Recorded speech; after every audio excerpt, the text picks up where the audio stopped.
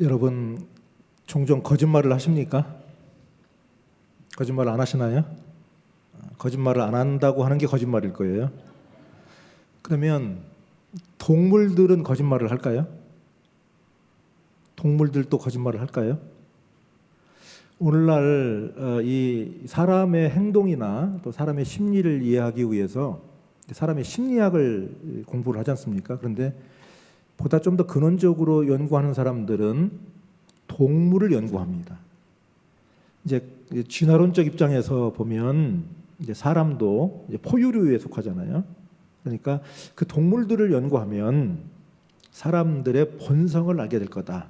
그래서 동물들의 이 생태, 동물들의 어떤 삶의 방식 이런 것을 연구하면서 사람들의 삶하고 비교해 보는 거죠. 근데 동물들에게만 그런 게 아니라 심지어는 곤충들, 그러니까 미물이라고 여기는 뭐 개미라든지 벌이라든지 이런 아주 작은 곤충들, 그런 곤충들 아니면 더 작은 미생물들을 연구하면서 이제 진화론에서는 이제 단세포 생물에서 이제 진화를 해서 사람이 왔다는 건데 우리가 믿는 창조하고는 좀 다르게 얘기를 하지만 그분들은 그런 연구를 통해서 인간의 본성이 뭐냐 이제 그런 걸 연구하는 거죠. 제인 구달 박사라고 하는 분은 침팬지 연구에 아주 대가입니다. 이분이 아프리카에서 침팬지하고 이제 같이 생활도 하면서 침팬지 연구를 했는데 이 침팬지들이 이 바나나를 좋아하는데 자기가 바나나를 먹고 있으면 달라고 자꾸 그런다는 거예요. 그래서 그 바나나를 주면 그 하나를 가지고 양손으로 쥐고 이게 먹는답니다. 근데 이제 자꾸 바나나를 달라고 그래서 한 번은 4개, 5개를 이렇게 뭉텅이를 한꺼번에 줬다는 거예요. 그랬더니 요 바나나를 받은 침팬지가 하나를 딱 떼서 한쪽에다 자기가 들고 나머지 4개는 저 뒤에 갖다 숨겨놓더라는 겁니다. 뒀다 먹으려고. 근데 이제 그 몇 개를 받는 장면을 본 다른 침팬지들이 어슬렁어슬렁 기어오는 동안 이게 숨겨놓은 거예요. 딱 와서 하나만 들고 있는 거예요. 다른 녀석들이 바나나 좀 내놔라 그랬더니 이 바나나 받은 녀석이 어떻게 하냐면 저쪽으로 가라고. 바나나는 여기다 감췄는데 시침이 뚝 떼고 저쪽으로 가라고. 동물도 거짓말을 하는 거죠. 동물도 거짓말을 한다는 거예요. 그러면 왜 거짓말을 하는가? 왜 사람은 거짓말을 하는가? 동물은 왜 거짓말을 하는가? 이유가 있다는 겁니다. 일단 거짓말을 한다는 거는 머리가 돌아간다는 거라는 거예요. 거짓말을 할 줄 안다는 것은. 그래서 우리 어린 자녀들이 어릴 적에 거짓말을 하면 무조건 야단을 칠 게 아니라 속으로는 아, 이놈이 머리는 돌아가는구나 생각이 된다는 거예요. 왜 머리가 돌아가냐? 거짓말을 해야 내가 유익하다는 걸 알기 때문에 거짓말을 한다는 거예요. 그러니까 그 판단이 쓴다는 거예요. 침팬지도 뒤에다 숨겨놓고 저쪽을 가르치는 거는 뭐냐? 내 거를 지키기 위함인 거예요. 내 유익을 지키기 위해서. 왜 거짓말을 하냐? 자기의 유익을 위해서 거짓말을 한다는 거예요. 거짓말을 잘하는 사람들은 왜 자주 하냐? 자기 거를 너무 좋아하는 사람들이에요. 그 얘기는 결국 뭐냐? 사람은 또 동물은 본성적으로 자기가 유익한 방향으로 행동을 한다는 겁니다. 자기가 유익한 방향, 자기에게 플러스가 되는 방향, 자기에게 뭔가 이익이 되는 방향으로 말하고 행동하고 그리고 사람과의 관계를 풀어나간다고 하는 거예요. 오늘 우리가 읽은 이 사도행전 21장에서 보면 사도 바울이 예루살렘으로 가겠다고 하는 얘기를 자주 합니다. 근데 그 이야기는 20장에서부터 시작이 됐어요. 사도 바울이 예루살렘을 성경에 보면 크게 큰 목적을 가지고 3차례 올라가는데요. 한 번은 언제냐면 그가 다마스커스에 복음을 전하는 사람들을 체포하러 가다가 부활하신 예수님을 만나서 핍박자에서 전도자가 되었을 때입니다. 그때 이제 다메스커스에서 복음을 전하다가 유대인들이 자기를 해치려고 그러니까 빠져나와서 예루살렘으로 갑니다. 가서 예수님의 제자들인 사도를 만나려고 갔어요. 그때 사도들이 안 만나줍니다. 저거 뭔가 속임수다. 우리를 지금 다 체포하려고 오는 놈이다. 안 만나줬어요. 그때 이 바울이 변화됐다고 보증 서준 사람이 바나바입니다. 바나바가 중재를 하고 소개를 시켜줘서 사도들과 교제를 합니다. 그게 첫 번째 사도 바울이 이제 복음을 듣고 방문한 예루살렘 방문이에요. 그 다음에는 사도 바울이 이방인들에게 복음을 증거하는데 이 예루살렘 본부에서, 물론 본부가 따로 있지는 않습니다. 오늘 우리가 이해하기 쉽게 예루살렘의 본부에서, 교회의 본부에서 이방인들도 예수 믿는 것만 가지고 구원받는 게 아니라 우리 유대인처럼 할례를 받아야 된다. 그 얘기는 율법을 준수해야 된다, 그런 거예요. 할례를 지켜야 된다는 얘기는. 그러니까 할례가 상징적인 행위예요. 그 이야기를 듣고 이 바울이 올라갑니다, 예루살렘으로. 그 사도들을 만납니다. 만나서 우리가 이방인들에게 복음을 전파하는데 그들도 예수를 그리스도 믿고 구원받습니다. 그리고 성령이 그들에게도 임하십니다. 율법과 관계없이, 할례와 관계없이 그들이 예수님을 믿는 믿음으로 뭉치고 말씀을 듣고 기도하다 보니까 성령이 그게 임하십니다. 이게 하나님의 역사 아닙니까? 어떻게 할례를 그들에게 강요할 수 있습니까? 예루살렘 교회의 지도자들이 그 이야기를 듣고 그 말이 맞다. 우리 유대인들에게는 뭘 할지 몰라도 이방인들에게는 할례라고는 무거운 멍에를 메워줘서는 안 된다. 그리고 율법 가운데 한 4가지 정도만, 요것만 좀 꼭 좀 지키도록 당부하자. 그래서 4가지 골라준 게 뭐냐면 우상 숭배하지 마십시오. 음란한 행위를 하지 마십시오. 음란한 행위, 성적 타락하지 마십시오. 그 다음에 목매어 죽인 짐승을 먹지 마십시오. 그 다음에 4번째는 피를 함부로 대하지 마십시오. 피에 생명이 있다고 믿었기 때문에. 그래서 할례는 받지 않아도 되는데 율법 가운데 요 4가지 정도는 이방인들이라 하더라도 이거는 좀 지키도록 하자. 이건 할례하고는 좀 다른 성격이 것이에요. 그때 2번째입니다. 이제 또 예루살렘을 향해서 이번에 가는데 이 예루살렘 행은 특별합니다. 사람들이 말리는 겁니다. 가지 말라고 말리는 거예요. 만나는 사람들마다 사도 바울에게 가지 말라고 말려요. 사도 바울이 지금 이 배를 타고 출발을 해서 고스라고 하는 곳에서 로도라고 하는 거치고 바다라고 하는 거쳐요. 1절에서만 지명이 3군데가 나와요. 그리고 베니게로 건너가는 배를 바꿔 탄 거죠. 환승한 거예요. 그 배를 타고 가다가 키프로스라고 하는 섬을 바라보고 그 오른편으로 비껴갔다는 얘기죠. 그래서 두로라고 하는 항구에 도착을 합니다. 두로. 근데 이게 이 당시는 여객선이 아니고 이제 화물을 싣는 배를 타고 이제 사람도 같이 타서 이동을 하는 거예요. 그러니까 이 배들이 그냥 바로 직항이 아니고 여기 들리고 저기 들리고 이렇게 이게 다 들리는 거예요. 그럼 잠깐 들렸다가 배가 서 있는 동안 바울은 뭐 선원들도 내리고 거기 탄 승객들도 내리겠죠. 그럼 그때 바울은 그 지역에 있는 그리스도인들을 신방하는 거예요. 이게 두로 얘기가 나오고 있어요. 두로에서 상륙하니 거기서 배의 짐을 풀려 합니다. 화물선이니까 배의 짐을 내려놓고 또 다른 짐을 싣고 이제 그런 일을 하는 동안 사도 바울은 4절에 보니까 제자들을 찾아 거기서 1회를 머물렀어요. 일주일을 머무는 거예요. 거기서 두로에서. 그리고 그 두로에서 일주일 동안 머무는데 그 두로에 있는 예수 믿는 사람들이 성령의 감동을 받아서 뭐라고 얘기하냐. 4절 바울더러 예루살렘에 들어가지 말라 하더라. 예루살렘 가지 마시오.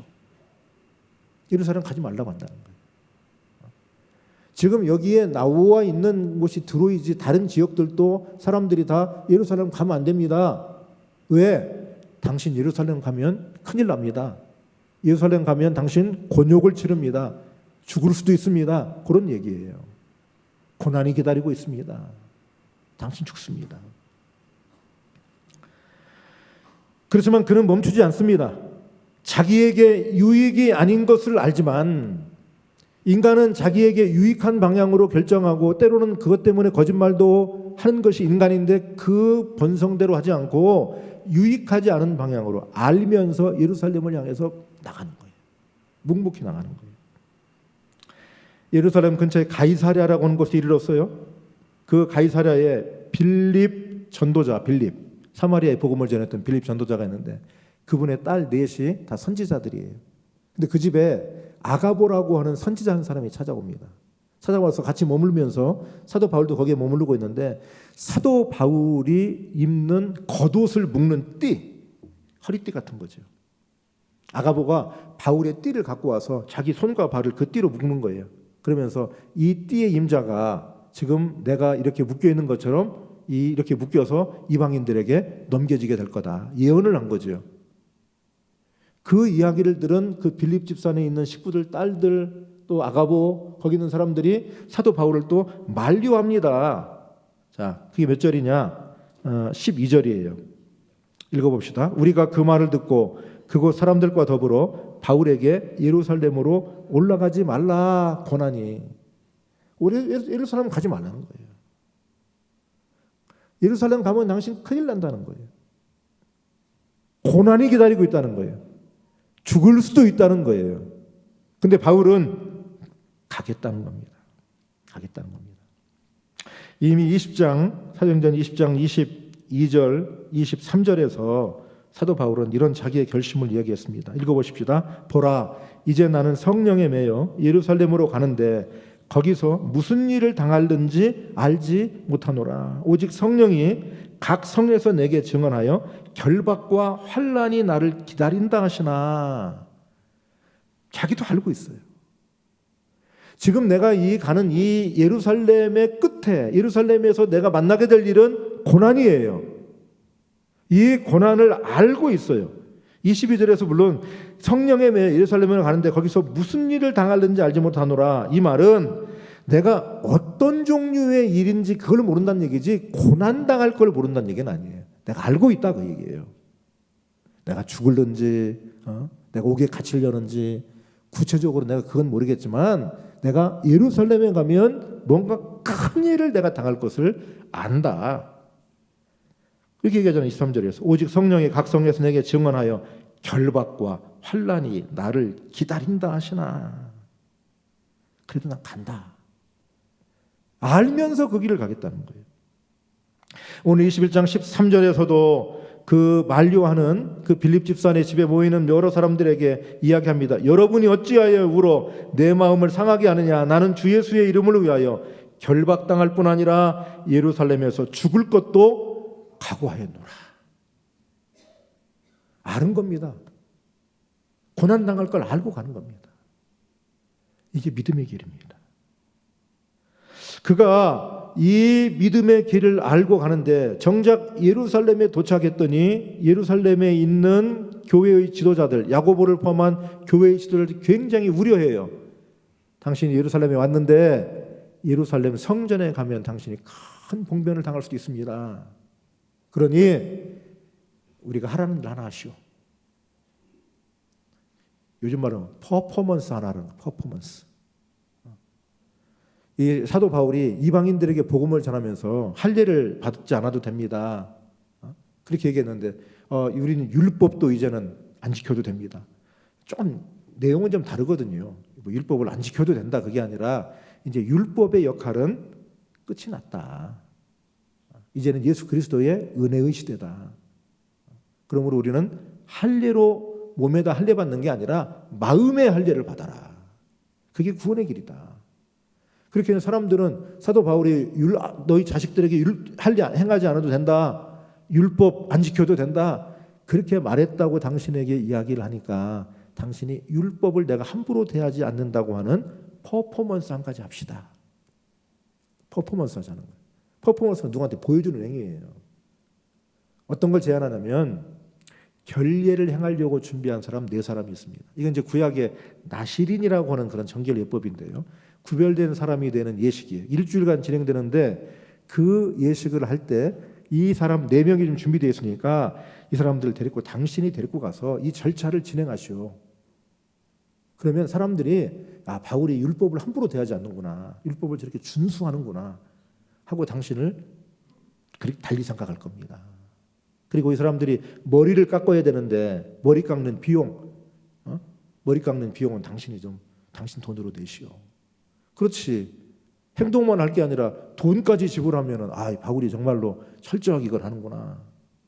그래서 사도 바울이 이 4명을 데리고 가서 일주일을 이걸 진행하는데 거의 끝나갈 무렵에 성전에서 사도 바울을 알아본 유대인 한 사람이 소리칩니다. 바울이다. 율법을 폐했던 바울이다. 사람들이 충동하는 거예요.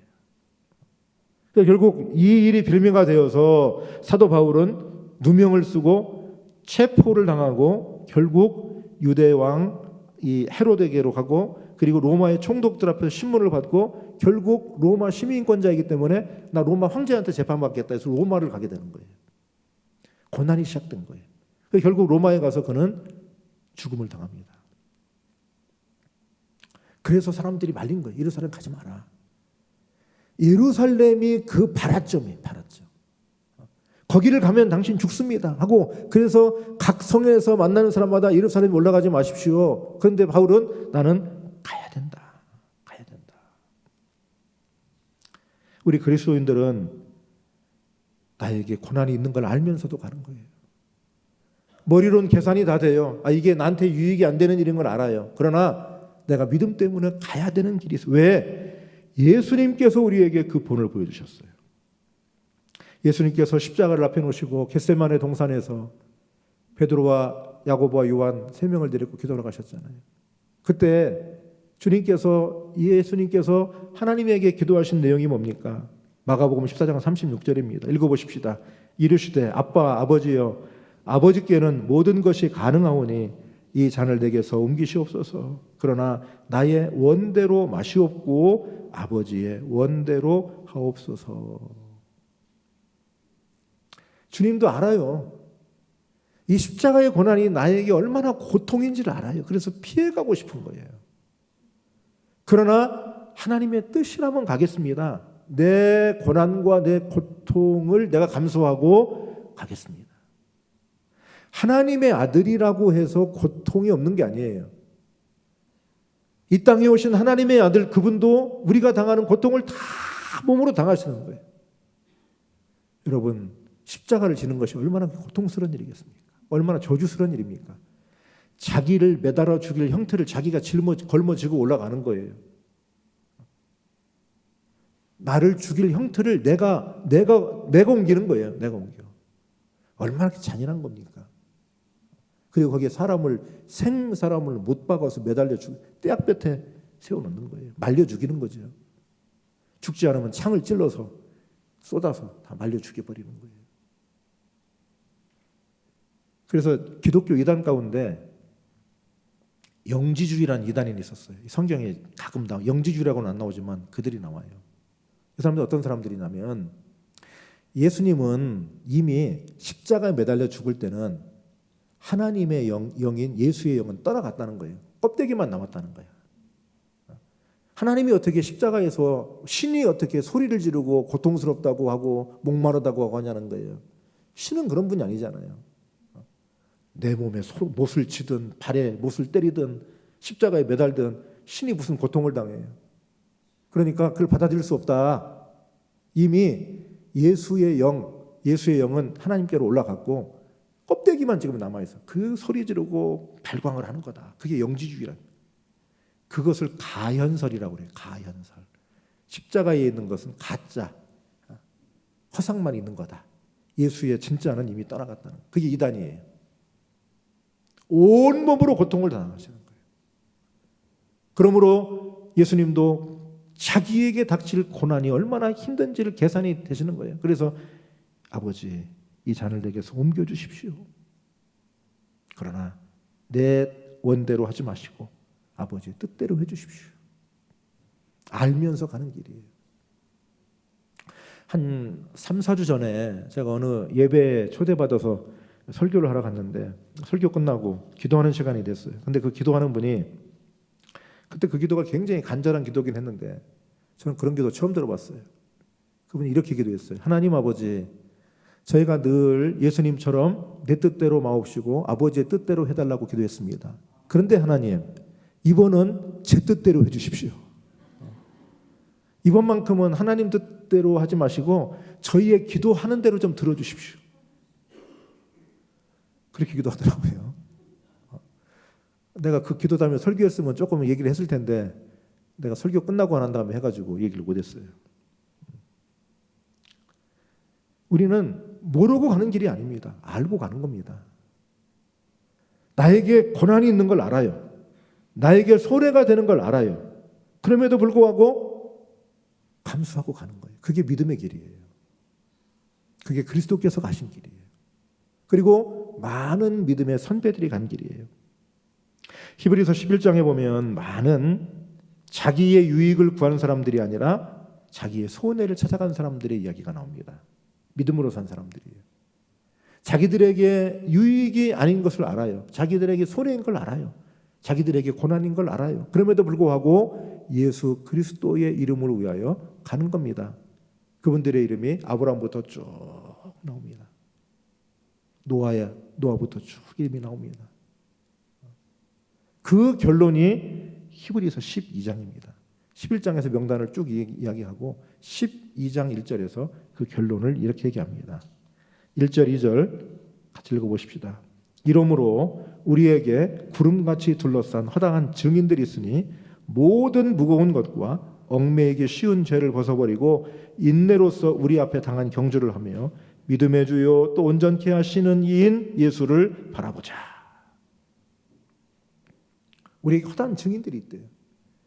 자기에게 이익이 아닌데도 불구하고 자기에게 손해인데도 불구하고 자기의 본능을 거슬러서 손해를 택한 사람들, 자기의 유익이 아니라 하나님의 나라의 유익을 선택한 사람들, 나한테는 고난이고 나한테는 손해고 나한테는 어려움이지만 그것을 외면하고 하나님의 나라를 선택한 사람들, 그 사람들이 증인이라는 거예요. 그리고 우리에게 말하기를 우리 앞에 이 일들이 있으니 우리도 그 경주를 해나갑시다. 오늘 일부 예배 시간에 우리 장로님들께서 찬양하셨어요. 장로님들이 이제 같이 한 번씩 찬양을 하세요. 은퇴하신 장로님들도 계시고 또 신무 장로님들도 같이 계시고, 이 장로님들이 찬양을 하면 참 마음이 숙연해져요. 뭐 다른 선교회 가면 어떤 때는 마음이 발랄하고 그렇게, 그런데 장로님들이 찬양하면 마음이 숙연해져요. 금년 우리 송구영신 예배 때도 장로님들 특송하셨지요. 특별히 부탁을 드린 거예요. 장로님들이 한번 찬양해 주십시오. 왜 그런가? 다른 직분 가지는 분들보다 장로님들은 교회를 책임감 있게 교회를 지켜가는 분들이에요. 이분들은 책임이 있어요. 교회 문제가 생기면 이분들은 법적으로도 책임을 져야 되는 거예요. 그래서 우리 장로님들이 은퇴하시면 그렇게 홀가분해 하시는 거야. 이제 짐 벗었다.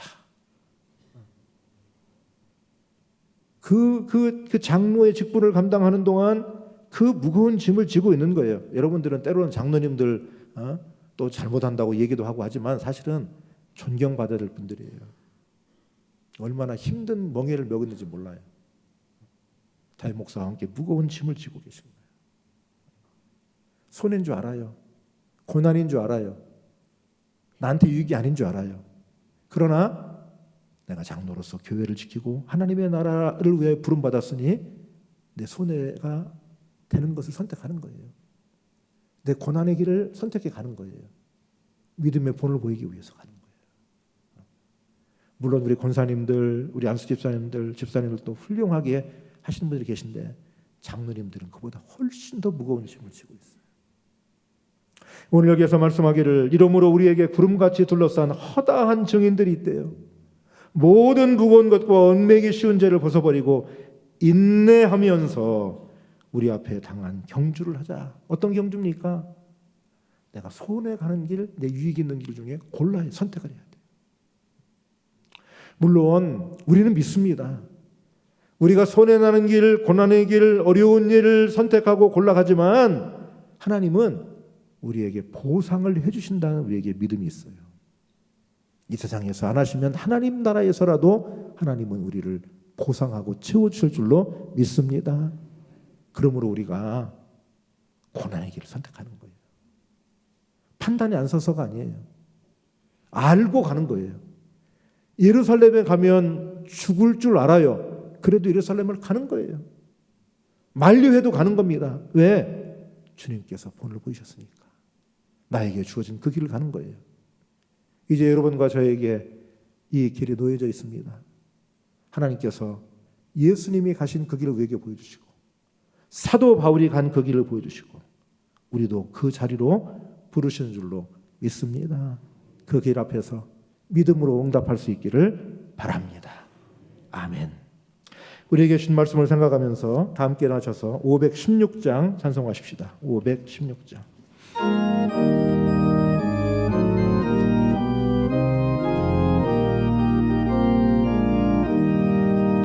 옳은 길 따르라 의의 길을 세계 만민의 참된 길 이 길 따라서 살기를 온 세계에 전하세 만 백성이 나갈 길 오만 지나고 동뜬다 환한 빛 봉하라